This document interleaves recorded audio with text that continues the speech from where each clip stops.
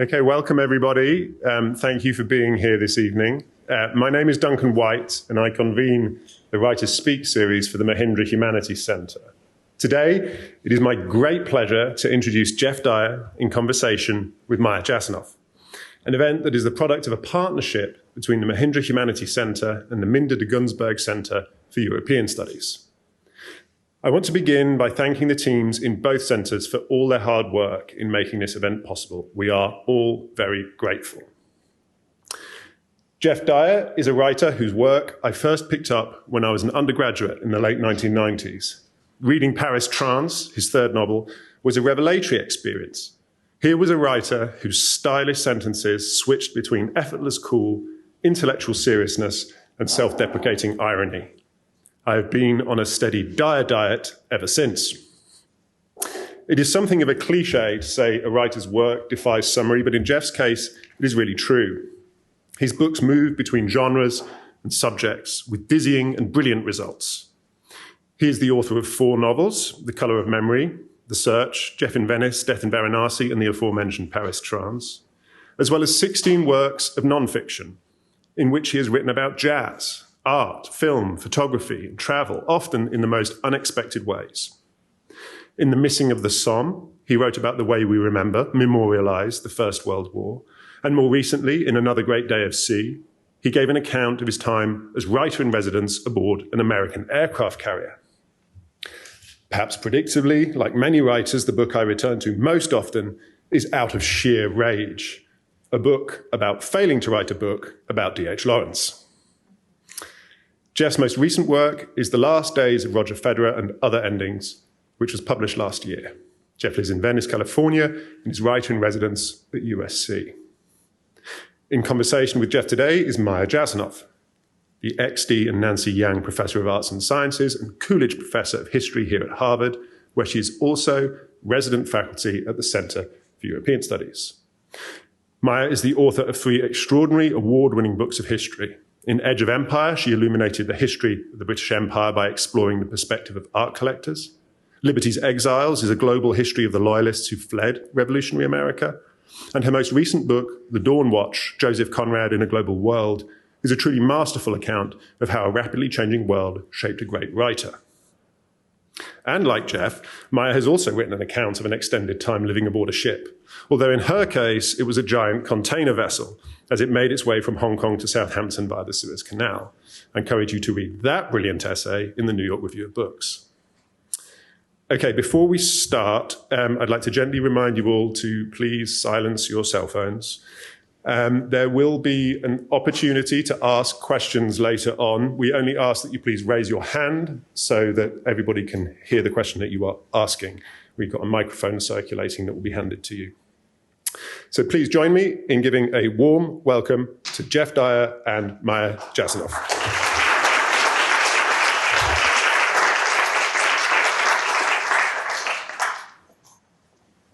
So, Geoff, we're going to start by talking about The Missing of the Somme, but I was reminded in preparing this that the first time we were supposed to meet, it was The Missing of the Panel, because I was meant to interview you on a stage somewhere and ended up getting waylaid, and I'm sure the interview was a disaster without my presence.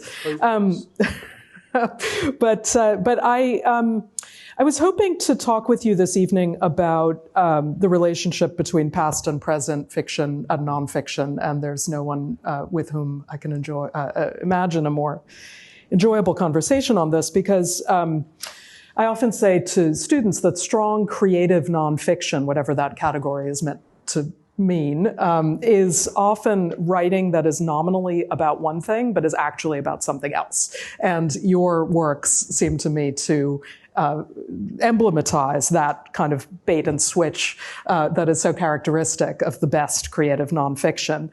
You've already heard a little bit about Geoff's topics from Duncan, most recently with The Last Days of Roger Federer, which, if I'm not much mistaken, was meant to be a book about tennis and sort of nods to that in the title, as one might imagine, but in fact has virtually no tennis in it at all. So but I imagine you get some interesting fan mail as a result I get some interesting requests for refunds in the same way that Richard Ford did with his book Independence Day.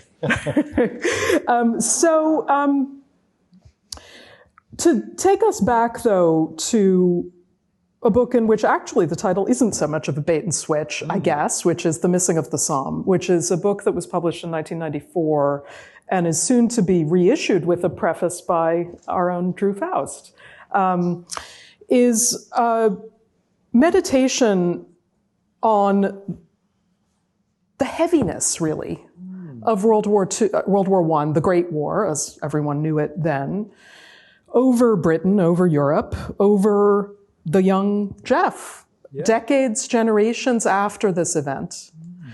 And you say something very near the beginning of the book, which I recently reread, which was so resonant in the moment that we're in now. The Great War ruptured the historical continuum, destroying the legacy of the past. Wyndham Lewis sounds the characteristic note when he calls it the turning point in the history of the earth. But there is a sense in which, for the British at least, the war helped to preserve the past, even as it destroyed it. The past, as past, was preserved by the war that shattered it. History does not lie uniformly over events. Here and there it forms drifts, and these drifts are at their deepest between the years 1914 and 1918. So why does this event from more than a century ago managed to hang over the consciousness of the young Geoff Dyer, the young Maya Jasanoff, not so young now, but still thinking about this so profoundly? Just now, even walking past Memorial Church here in Harvard Yard, which was built for the Great War dead in this university and this country. What is it that made this such a contemplative, a moment for contemplation for you at that stage in your writing? Yeah, goodness, there's so much to say in response to that. It's probably a good idea if you all cancel your dinner plans, because I've got a lot to say on this topic. And I would actually, in the time since I made that meteorological comparison about, the things lying in drifts, I would think there's a sort of cosmological or planetary dimension to it, in that as we arrived at between 2014 and 2018, the First World War, as happens with the planets, you get those weird things where suddenly Pluto, Mars, and whatever are all close together or something. For those 4 years, it was at maximum sort of proximity to us. And I remember saying to the publishers of the British paperback, we've got to really milk it for these 4 years, because it's going to be like Halley's Comet. It's going to be 100 years before we're in this kind of alignment again, So there's that dimension to it. Now, why was it so important to me? Well, because I'm a British boy, really. There is no getting away from the First World War. I mean, it's there at every level. It's all around you in terms of the marvelous statuary.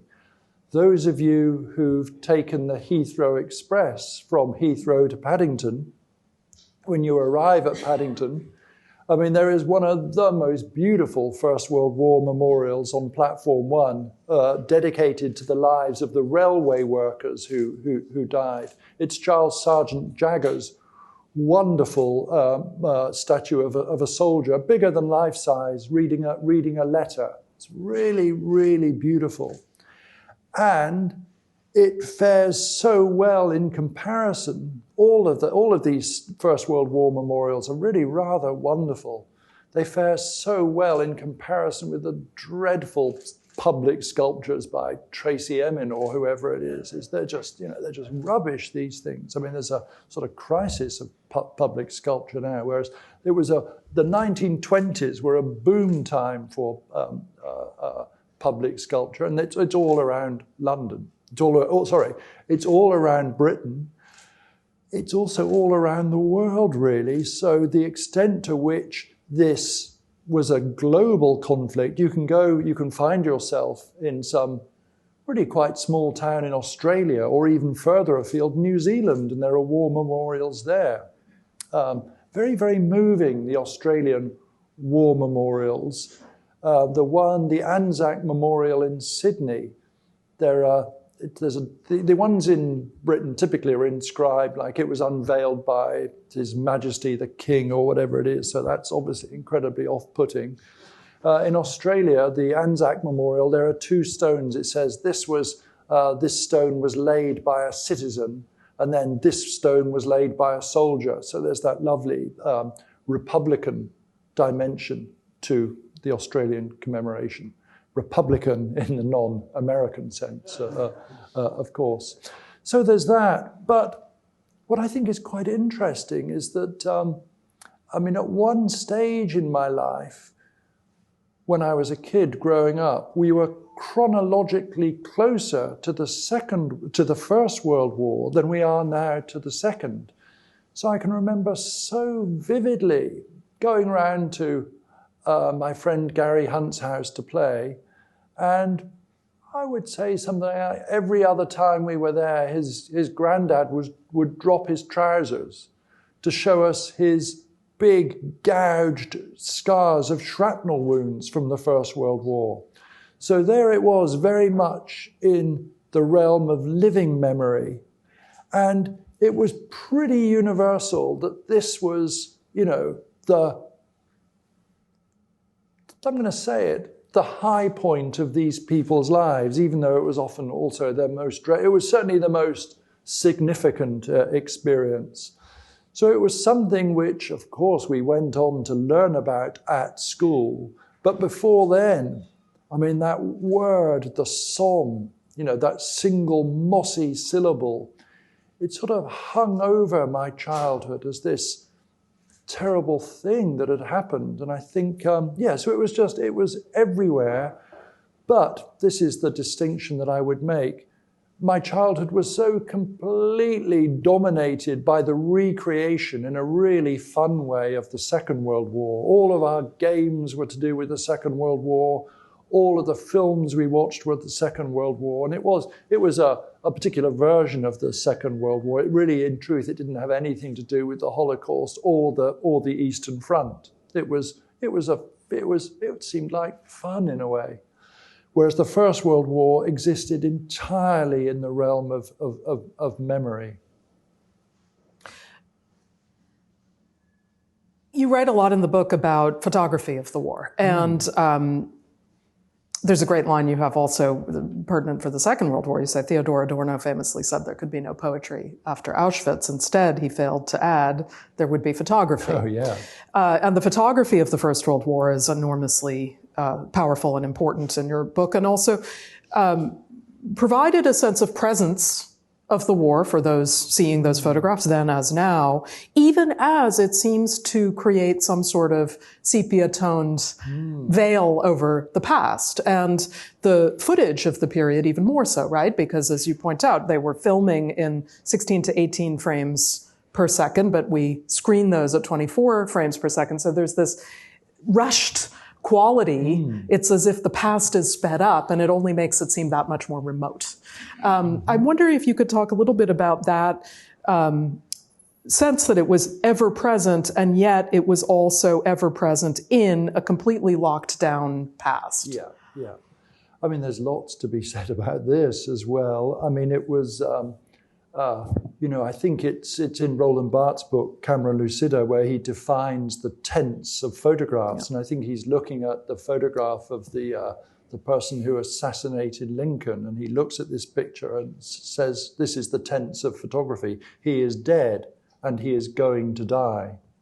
And very much when you look at people lining up to recruit in 1914, there they are, these young people, very much alive, but they are very much, they seem doubly dead because they seem almost like they're queuing up for their deaths. So it felt to me that it really concentrated that general Barthesian idea of the photograph.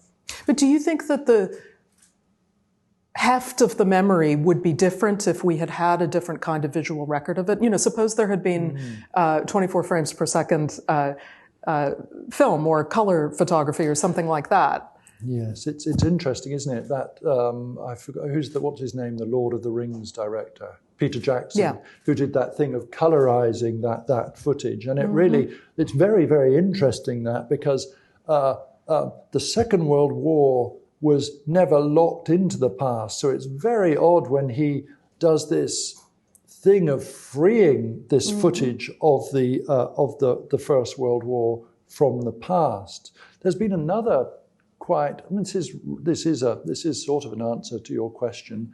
I mean, the First World War was very, very heavily memorialized for all sorts of reasons, partly just to give it a sense of purpose when everyone's thought at the end of the war was, my God, the word that kept coming up was futility. So memorializing it gave it a sense. Anyway, so all over Britain there are these memorials, at the center of which is the cenotaph.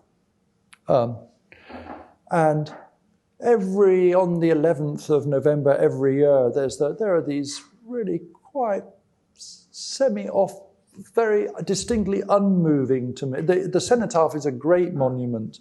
The one day I really don't want to be around it is on the official days of commemoration. Anyway, this British artist, Jeremy Deller, had this great idea. He wanted to, on the anniversary, the 100th anniversary of the 1st of July, 1916, in other words, in 2016, he wanted to come up with a living memorial. So he recruited all these people very secretly and he dressed them up in these First World War uniforms.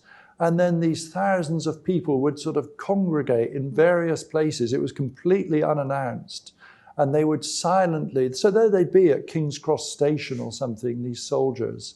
And they had very strict rules. He said, you mustn't speak to anyone, but if they ask what it is you're doing, just give them a card. And on the card would be written the name of a soldier who died on the 1st of July, 1916. So that something similar happened there, this thing that is memorialized and just being so insistently a part of the past. There it was in the kind of day-to-day, it was freed from the past and part of the everyday ongoing life of London. And of course, a lot of the people who are around now just didn't even know, they weren't aware that it was this, that it was the darkest day of military, this calamitous day. I mean, just to give you God, I'm so conscious of being in this place with a lot of sort of historians. The scale of that disaster, the 1st of July, 1916, can be brought out. There were 60,000 casualties on that first day. That includes dead and wounded.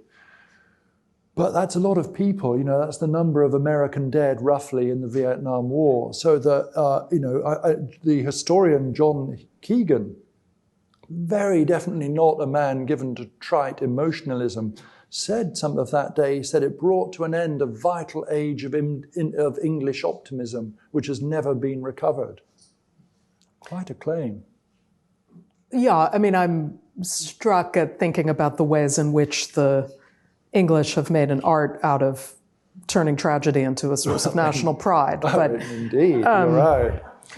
So in that sense, I mean, there's some sort of perverse optimism to be found. I mean, Dunkirk being the great example of, the defeat that's been rewrought into the great rallying cry for... I thought you were going to say all those penalty shootouts. I was thinking of exactly that. That was the most, important analog to this. So you have picked a passage to read from the book. I just want to come back to something you were saying, Maya, because I think it's. We would agree about that British tendency of sort of glorifying failure, and it's quite interesting that only a few years before the kind of sacrifice of the First World War. I mean, I say that the First World War was ever present in my childhood, but also, perhaps even more present, was this figure of, Scott of the Antarctic. There is no British myth more heroic than that. And as Roland Hunsford has pointed out, he was a real, if ever an expedition deserved to fail, it was that one. And it was in some ways, what you got from that was this valorization of incompetence. So there's that, and yeah, I would agree to an extent that there's a British quality to it. But with regard to the First World War, it's really striking that each nation, pretty much, with the exception of Germany, because they lost the whole thing, so it doesn't apply to them. But in terms of the sort of victors, what is the epicenter of each nation's experience of the First World War? Okay, so for the British, it would be the Somme and Passchendaele, two equally disastrous things. For the Australians, well, Gallipoli. For the French, Verdun. So in both cases, it's not that you're commemorating a victory. Okay, Verdun was a sort of victory, but the price was so high, it was almost indistinguishable from defeat. So in all of these victorious nations, they've all chosen to commemorate defeats in a way. It's very different to Gettysburg, something like that, And it's quite interesting if you go to Verdun. Oh my God, the place is still just so heavy with, if it's just, I can't think of a site of victory which is more heavily steeped in an atmosphere of defeat. So I think it's quite widely shared, that sense of a cataclysmic epicenter. Would you like to? Yeah. So this is going to be, I'll just give you a sense of this book. And there's a passage in the book where I comment on it. I say, like the youthful Christopher Isherwood, who wanted to write a novel entitled A War Memorial, I wanted to write a book that was, quote, not about the war itself, but the effect of the idea of the war on my generation. Not a novel then, but an essay in mediation, research notes for a Great War novel I had no intention of writing, the themes of a novel without its substance. And then there's a little epigraph, these two lines, the thousands of marriages lasting a little while longer, which is they're almost the closing lines of that wonderful Philip Larkin poem, MCM X1V. The Canadian Memorial at Vimy Ridge is located in an expanse of parkland in which the original trenches have been neatly maintained. A road winds up to the park through thick woods. Then, suddenly, the monument looms into view. Two white pylons, each with a sculpted figure perched precariously near the top. Sunlight knifes through the clouds. Twin white paths stretch across the grass to the monument. The steps to the monument itself are flanked by two figures, a naked man and a naked woman. The stone is dazzling white. It's difficult to estimate the heights of the pylons, 100 feet, 200, impossible to say. There is nothing around to stand comparison with the monument. It generates its own scale, dwarfing the idea of measurement. At its base, between the two pylons, is a group of figures thrusting a torch upwards towards the figures perched high above. The distance between them is measureless. Carved on the walls are the names of Canada's missing, 11,285 men with no known graves.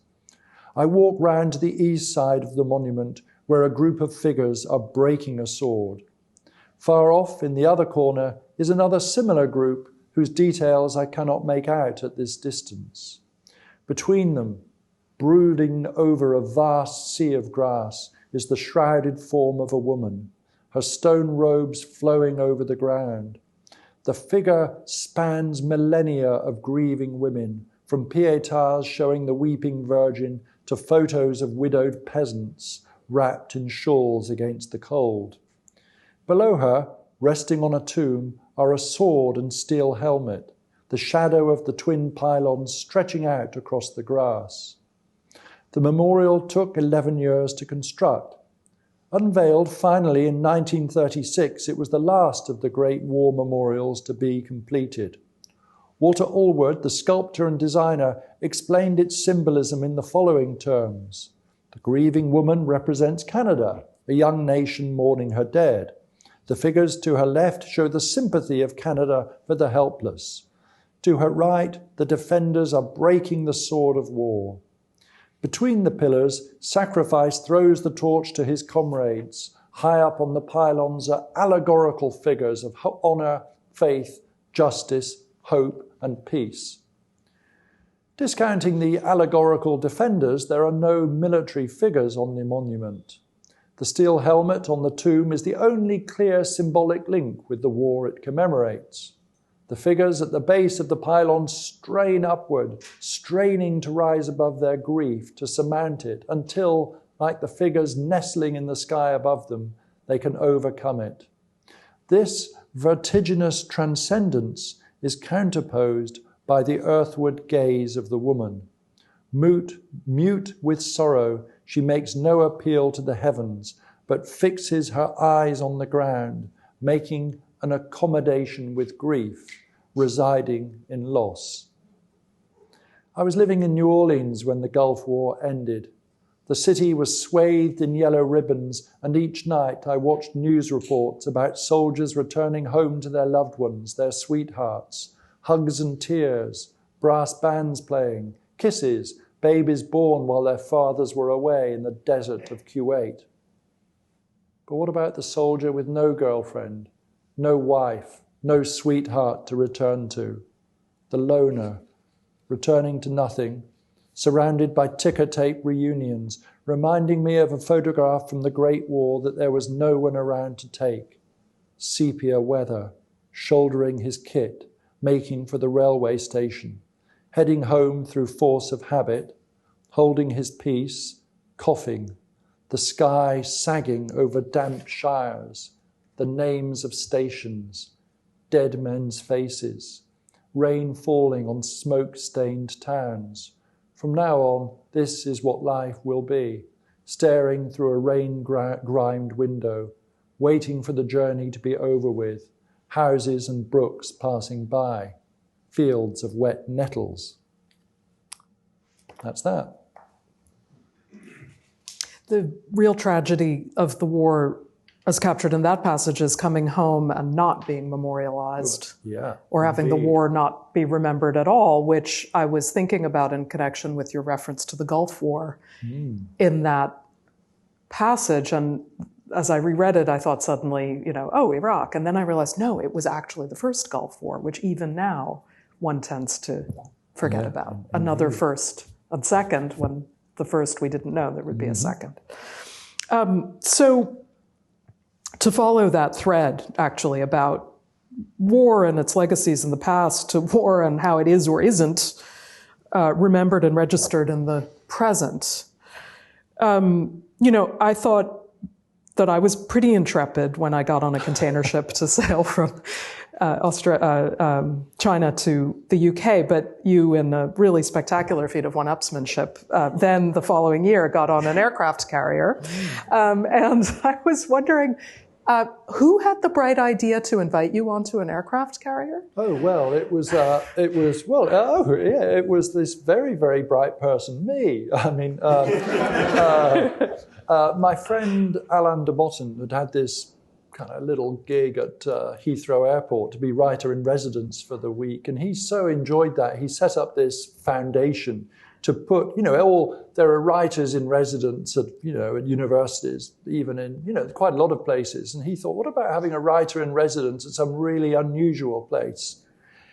And he said, would I like to go somewhere? And I realized very, very quickly, as a sort of experienced freeloader, I thought there's no point going, the obvious thing to do. I'll be writer in residence at a luxurious resort in the Caribbean. How about that? That's nice. A place that would normally cost $3,000 a night. I quickly overcame my bottom-feeding instinct like that and thought there's only a point in, getting somewhere that you could never normally get to. And so very quickly that meant somewhere in the military, my first choice was the International Space Station, because I thought that would be great, but that wasn't going to happen.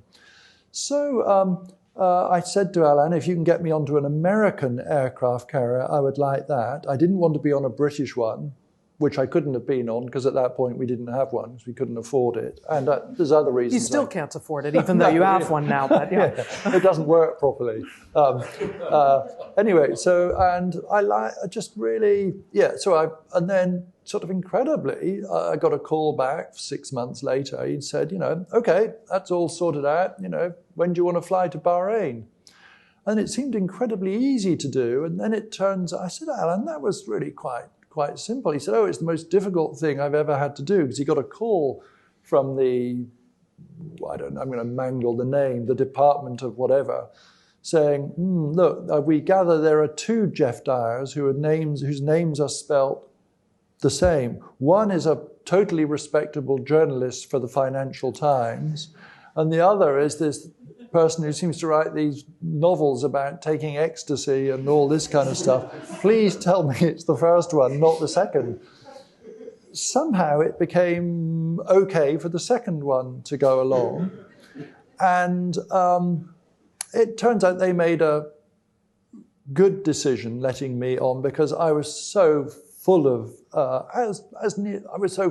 admiration for what I saw, and I'll just say one other thing. The deal was you spend some time in this place, and then you had to write a short book on it, 30,000 words.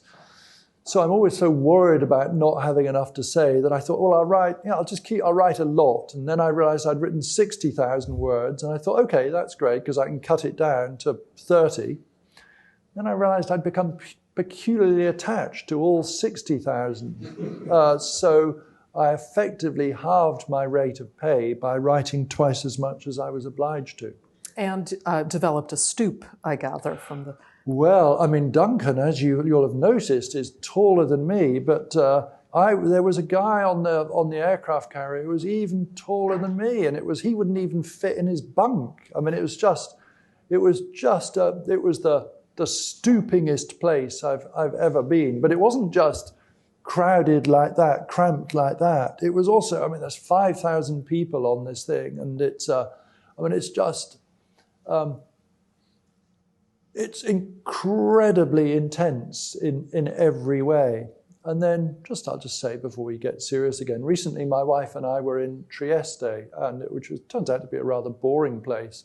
The only thing that made it interesting was that an aircraft carrier they were having their shore leave when we were there. You could see it in the distance. So suddenly, this rather boring town, Trieste, there was 5,000, sailors there.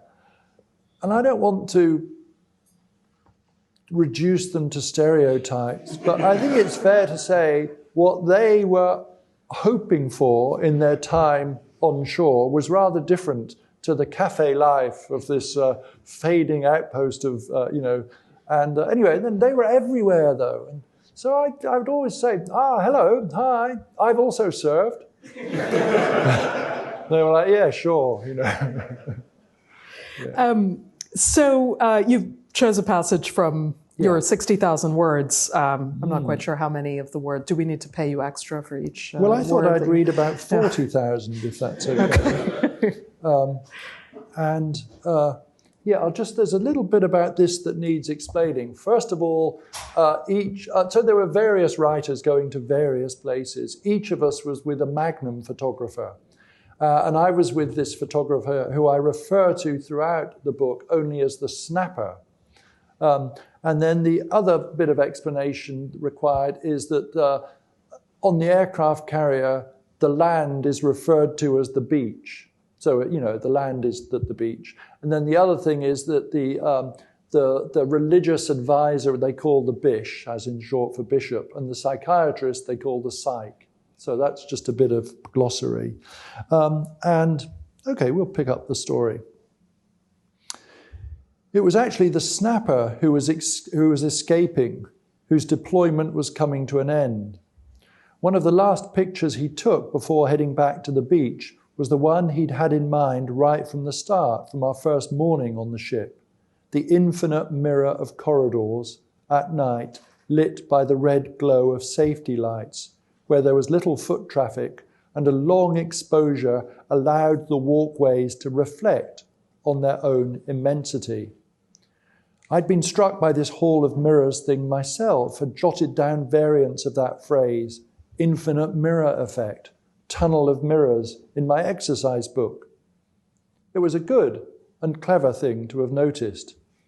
Then, after I got back to the beach myself, I read Tom Wolfe's 1975 essay, The Truest Sport, Jousting with Sam and Charlie, about pilots flying missions from a carrier during the Vietnam War.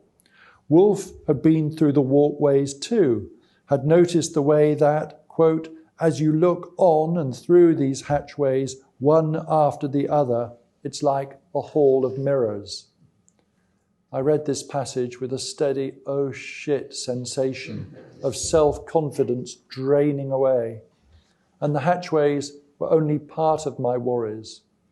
I'd ended up feeling less conspicuous on the boat than I had at first, not Didionly invisible, but more at ease and confident around the people I ran into every day. I cracked more jokes, expressed my personality a bit more. The downside was that I'd ended up feeling less and less confident about the work I was supposed to be doing. Of all the kinds of writers I was not, reporter was top of the list.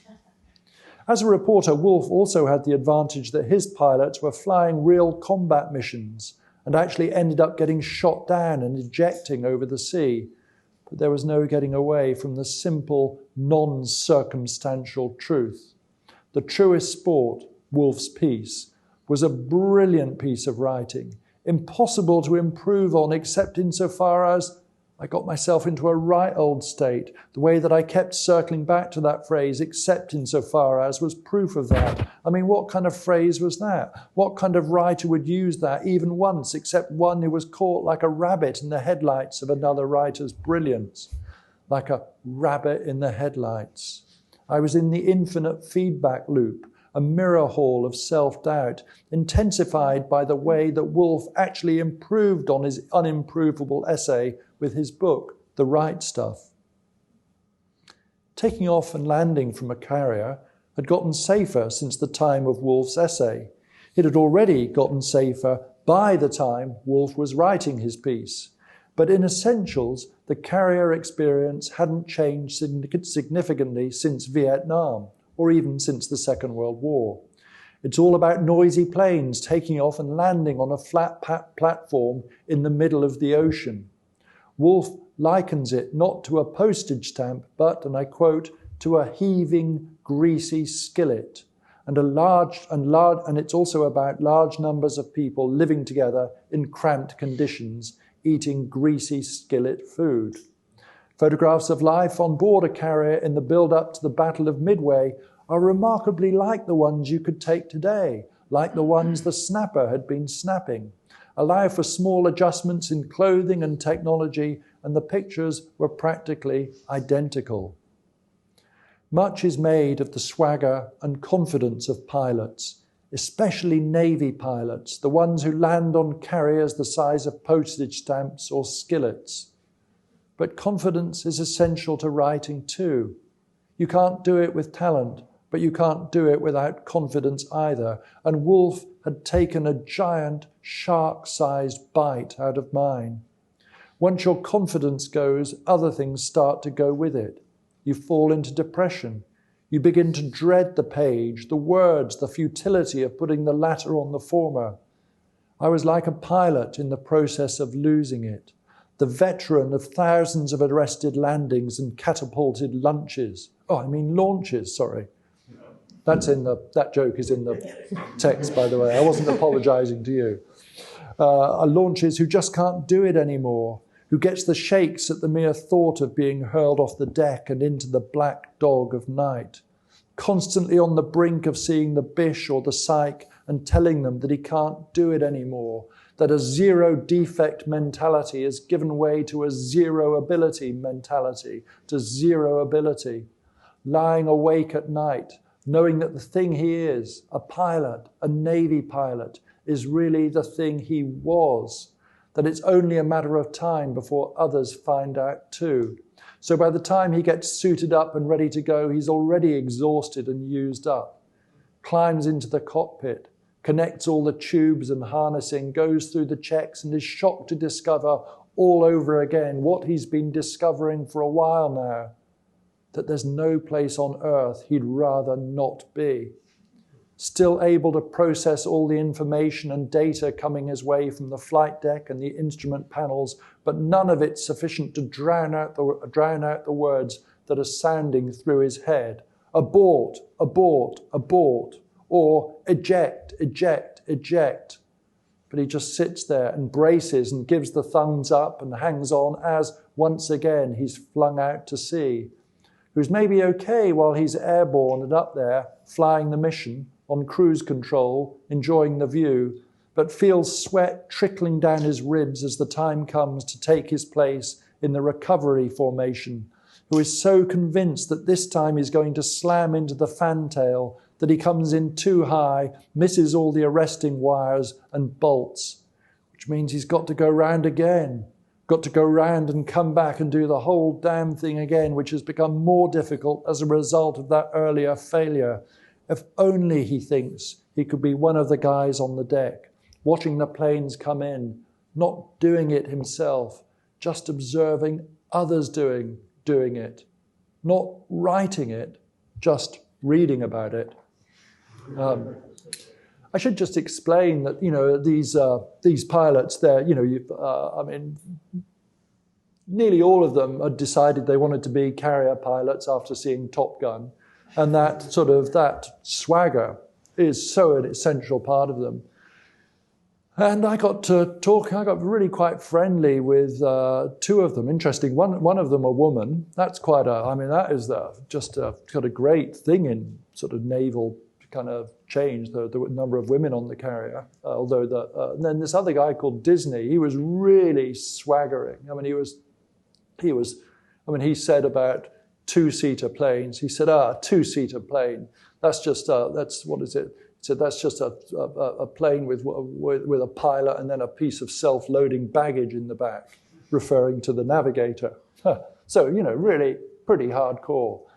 And he said that sometimes when he made the arrested landing at night, he said he'd sit there shaking, soaked in sweat, because it's just so terrifying. And the consequences of a mistake are so catastrophically terrible. Almost as catastrophic as mistakes in writing, I'm sure you would. Yeah. Needless to say, of course, I was writing that passage with a great sense of confidence. Exactly. So you talk about, obviously it's a great example of what Geoff does so well. It's about one thing. It's really about something else. It becomes about something else. And you talk obviously about writing and combat, and end with that idea of reading. And if I'm not much mistaken, pretty much all the reading you do these days, when you, at least by voluntarily, is military history. Ideally. Why? Yeah. It just, it's like this thing with, I had this friend who's very much a keep fit fanatic, and he's about 45, and he just really does all these things, eats well, exercises a lot, and he's 45, and he went to his annual checkup, and the doctor said, "Oh, great, you've got the sort of constitution of a 45-year-old." So, in a sense, you just can't buck these actuarial trends. So it just happens to British men of a certain age that you just want to read this stuff, particularly about the Second World War. It's just, I just like it. I read a lot of history generally.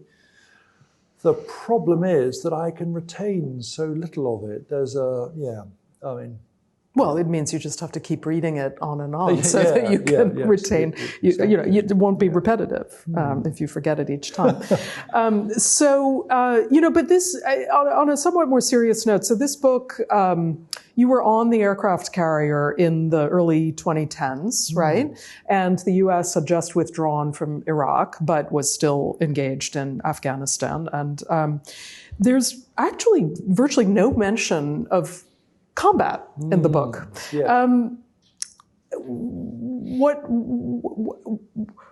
Can you meditate on that conspicuous absence in the presence of obviously the most expensive, largest piece of military technology that we have? Yeah, I certainly can. So they were flying missions. We were in the Arabian Gulf. Their missions were being flown all the time, but they weren't really doing anything much at that point. And even if they were, what you would see of that from a carrier would be very different to what you would see if you were embedded, as Evan Wright and all these other journalists were, with sort of Marines in their Humvee, that kind of thing. So there's that kind of thing, just that distance from combat. But also, I mean, this was a phase when there was a certain amount of writing in the papers saying, this isn't, there's no great, when's the great Iraq war novel going to come out, in the way that The Naked and the Dead came out of the Second World War, or The Thin Red Line, or whatever it was, or all that great poetry out of the First World War and all those memoirs. And it seemed to me this was such a kind of misunderstanding of things, because there was no need for a great war novel to come out of the Iraq or Afghanistan wars, because there was this incredible volume of great literature.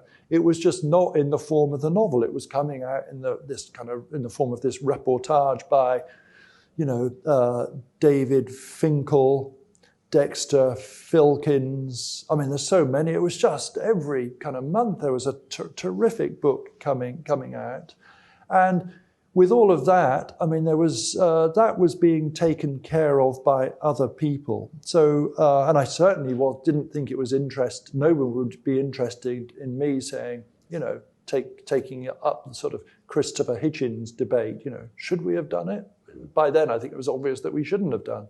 So it was very much just on that day-to-day experience. And perhaps, I mean, at that stage, I was so completely full of admiration for reporters, especially people like David Finkel and Filkins and Evan Wright, who were able to sort of notice all of this stuff really while the bullets were flying, all this kind of stuff. And it really was a thing where I realized so much that I wasn't a reporter. And I remember maybe it was about the same time I said to my agent, because I mean, the great challenge facing journalism in the last sort of 10 years actually wasn't, journalism in the age of Trump. The great challenge for journalism is to get press tickets for Wimbledon, it turns out. And I said to my agent, could I write something about Wimbledon for the New Yorker? And so my agent sort of approached him, and Remnick quite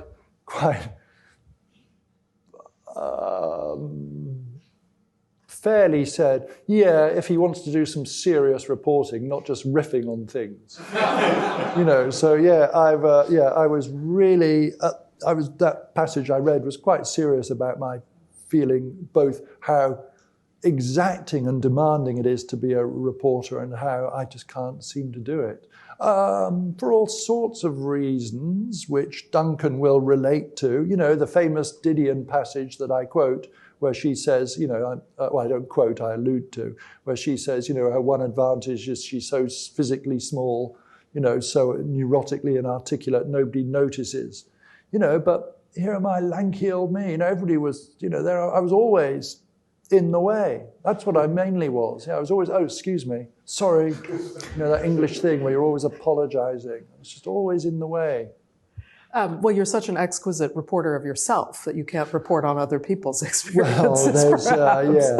I mean, there's that. So, but I do. I mean, I guess just the little connection that I would draw is this question of what do we, of what is a society conscious of its imbrication in warfare, and what do the soldiers think that they're doing, and then how is it memorialized? And if the tragedy of the First World War is not merely, of course, all the dead, but all the people who came back who then were not necessarily, memorialized in quite the same way because they had to live on with the scars and dropping the trousers and all of that. The tragedy of these wars may be that they're not recognized by so many people as even happening in this country. There's so much to get into here. I mean, I went onto the carrier pretty sure I was going to have an exciting time. And of course, initially, where did I want to be? On the flight deck, of course. You just want to see these incredible things take up. And then gradually, they're all very young. I mean, they're let's say, some of the officers are older, but, typically these kids are, completely uneducated kids from typically the Midwest, the Bible Belt, this kind of thing. So at the age I was when I was a student, and I was just so impressed by them, by the level of responsibility, by how well they did their jobs. And then I'd think, what was I like? What was I like at 18? And then I remember, I was a student, so that meant I just used to like getting blind drunk and just being a jerk, So I just had such admiration for them. And the thing is, many of them, it's different. They're not really at risk in the way that so many of, that you are if you were driving around in a Humvee waiting to get blown up, So actually they would acquire all sorts of skills, and the carrier was a great advert for itself, really, and the people on it. And when I was joking about them in Trieste, about how they were probably wanting to be in they were wanting a different experience. But, there's this quite small city. There they are, 5,000 of these, you could just sense the kind of unfailing politeness that they had, I'm not being. Here's a thing, actually. So I was only on the carrier for about 2 weeks.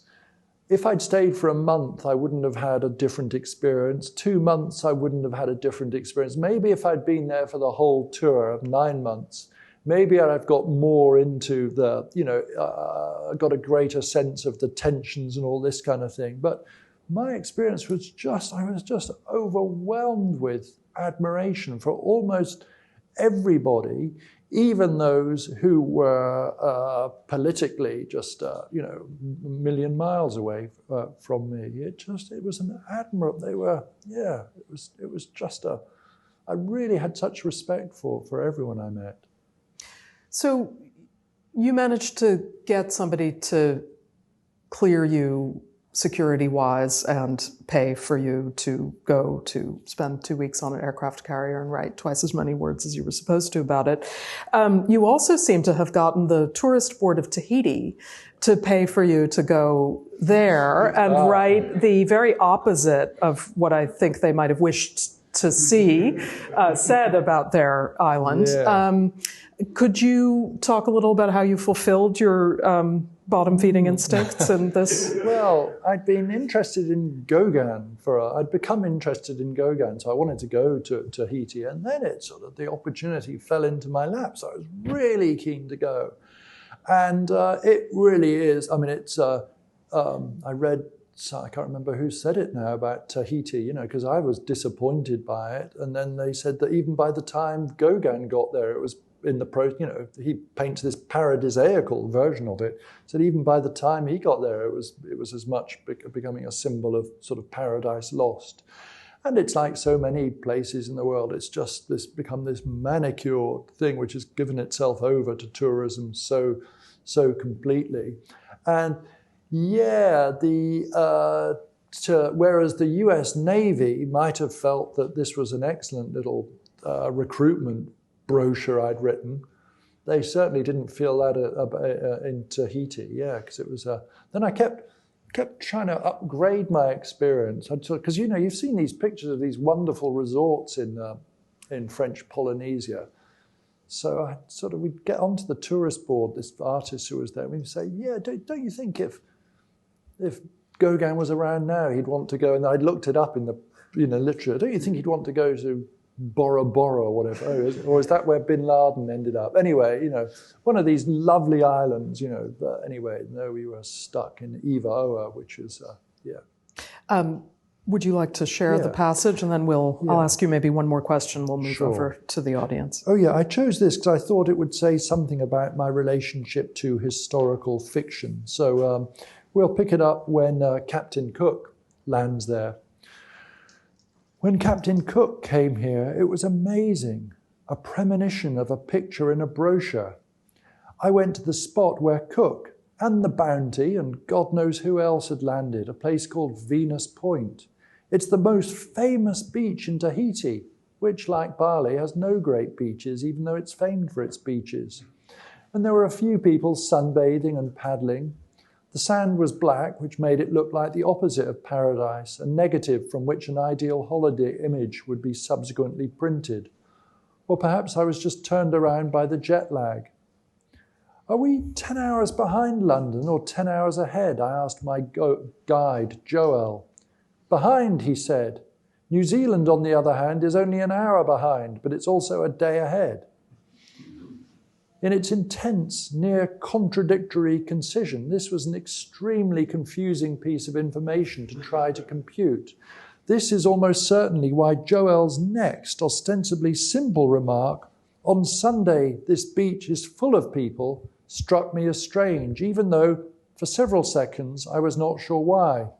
Then, after an interlude of intense calculation, it came to me. This was Sunday. This was Sunday, and the beach was almost deserted. It may not have been full of people, but it was full of historical significance, and for a hopeful moment, I had a sense of what it might be like to be a highly regarded species of English novelist, the sort who comes to a place like this and finds inspiration for a sprawling epic, a historical pastiche with a huge cast of characters who contrive to do everything they can to waste the reader's time with what is basically a yarn in which the R might more honestly be printed as a W. Simply by having this thought, it seemed to me, I had effectively written such a novel, all 700 pages of it, in a split second. From Venus Point, we continued our circumnavigation of the island until we came to another beach. "Do you like surfing?" asked Joel. "Watching it, yes," I said. "That's good, because they hold international surfing championships at this place." "Great, you mean they're on now?" "Almost," he said. It was a subtle answer, potentially meaning that the championships were either starting tomorrow, had just finished yesterday, or even, though this was the least likely option, might actually be in progress by the time we got there. The net result of these permutations was that there were no surfers, nor for that matter was there any surf, except insofar as the word is contained in the larger term surface, as in surface unbroken by waves. The sea was as flat as a watery pancake. Yeah, I fucked Tahiti's shit pretty good.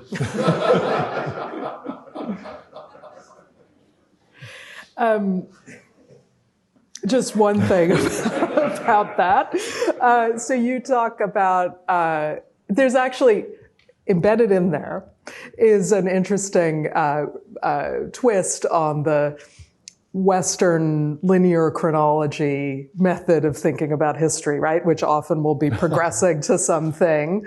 This is a confusing, cyclical, circular vision of shall we say, historical time, which is more stultifying. Well, it depends, actually. But, I mean, it's, God, I make this point to you with some trepidation, Maya, but it seems to me one of the big challenges facing an historian is to narrate the past, what's going on in the past, so that the outcome is still to be determined. I think that's the thing. So at that point, it can be done in, I can think of all sorts of books in which it happens. But yeah, where even though we might know as a matter of fact what happens, who won or whatever, still, if you can feel that the outcome hangs in the balance on every page, it seems to me that then it's anything but stultifying. It's chronological in the sense that it's compulsive page turning. With that, you had a sort of final word that you wanted to share from your there will be readings? Irrespective of whether there's any applause at all, there will be an encore. There is a tiny passage I'll read right at the end. Okay, but shall we go to the questions? Okay, yeah. So with that, let's go to questions for Geoff. And remember to wait for the microphone. So if you could just please put your hand up. Yeah, over there in the back. Yeah.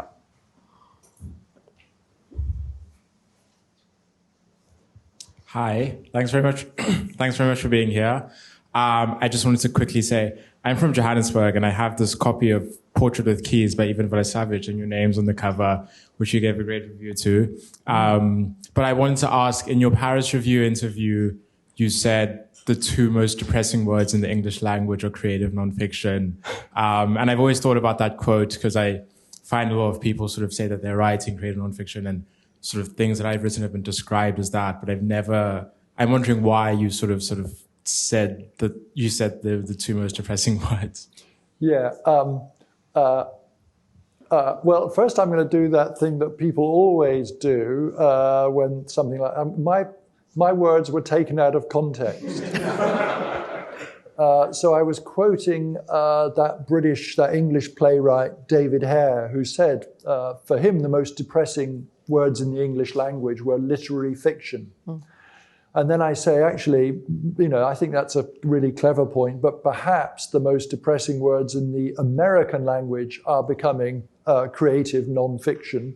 And I say that partly because, that thing that I do, this genre-defying thing, the uncategorizable book, that's becoming a kind of category in its own right, isn't it? And it's not quite at the point now where the software is available for free download, but there is you can see there is a sort of formula for it that's available. And I contrast that with the kind of nonfiction I like reading, which is the, real hard, and it's relatively easy to do that compared with the real hard graft of writing, The Power Broker by Robert Caro, for example. So that's what was going on there. And by the way, I really thank you for asking the first question. It's always, it's a terrifying thing to do, and you've done it, and you've got the ball rolling.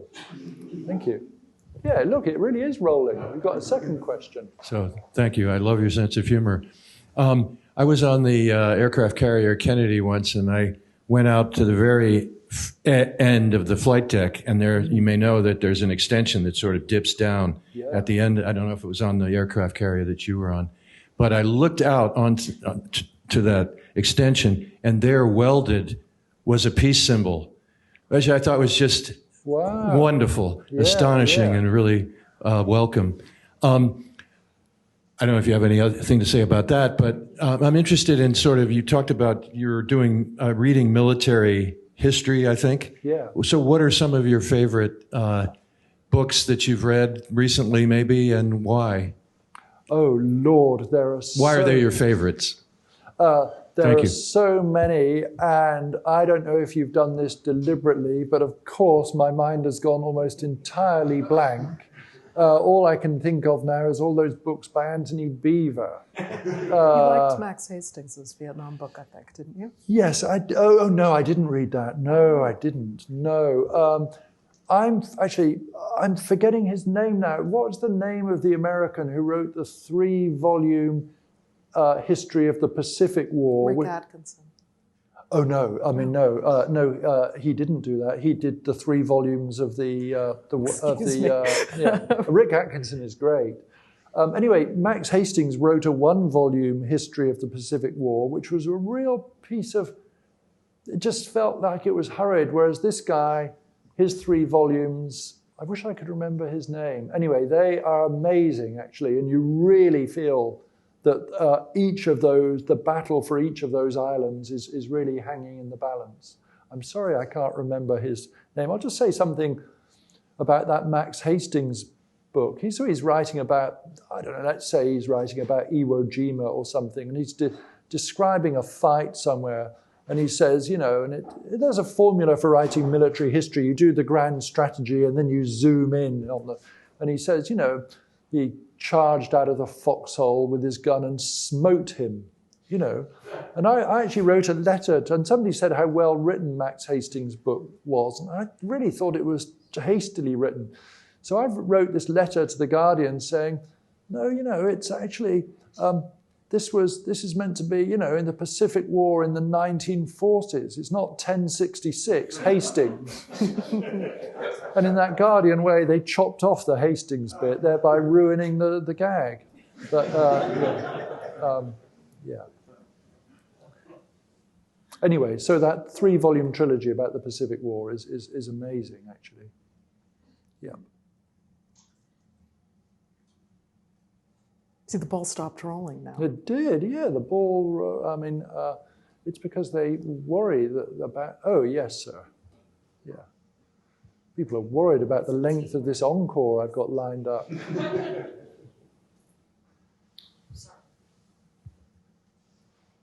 To go back to your comment about this valorization of war by the British, I'm wondering what's the difference between the British mind and Americans. You have Kipling, who glorifies the empire. You have Tennyson, who glorified the charge of the Light Brigade. We have David Foster Wallace. We have Norman Mailer, who calls a spade a spade. I know they're chronologically in different eras, but is that a difference, do you think, between these two great Anglo nations? I'm not sure, but I guess there is a real sense of Britain being being a declining. There's such a sort of elegiac quality to British life, and it's one of the reassuring things at the moment, it seems to me, where everyone's feeling that, since Brexit, of course, the country has been going down the drain. But it's quite reassuring if we think, actually, it's, that it's been going down the drain for quite a long while. Yeah, I think it's it's this post sort of imperial, it's the latest chapter in this post-imperial saga, I think. Not an adequate answer. Anyway, I think now you're ready for this. Are we ready? Are we moving on to the encore? Do we want the encore? Yes. Yes. Thank you. Yes, we do. Ho, ho. Yeah. Okay, so this is a very short passage. Thank you all for listening. And this is nothing to do with history or war, but it's a nice way of bringing this event to a close, I think. This is from my most recent blockbuster, The Last Days of Roger Federer. It's a book about things ending. At any poetry reading, however enjoyable, the words we most look forward to hearing are always the same. I'll read 2 more poems. The words we truly long for are, I'll read 1 more poem, but 2 seems to be the conventionally agreed minimum. It's lovely hearing this. You can feel a sigh of relief passing through the audience, especially if the previous couple of poems have been precedent-setting sonnets clocking in at under a minute each. After long months in the sea of poetry, the shout has gone up from the crow's nest. Land!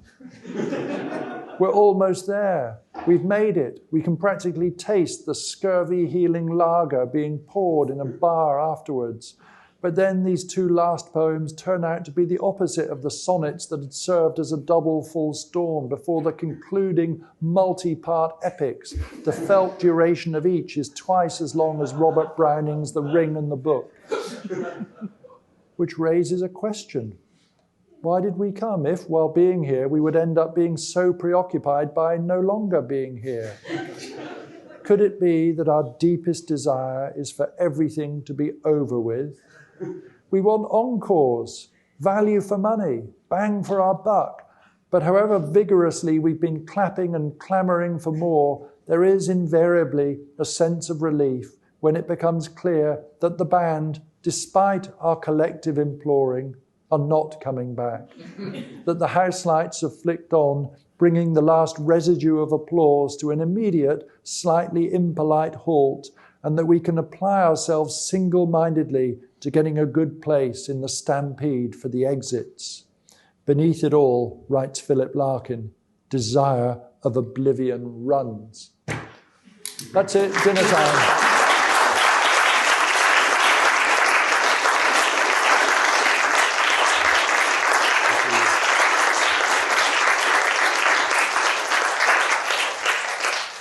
Okay, I'll read another bit. Yeah.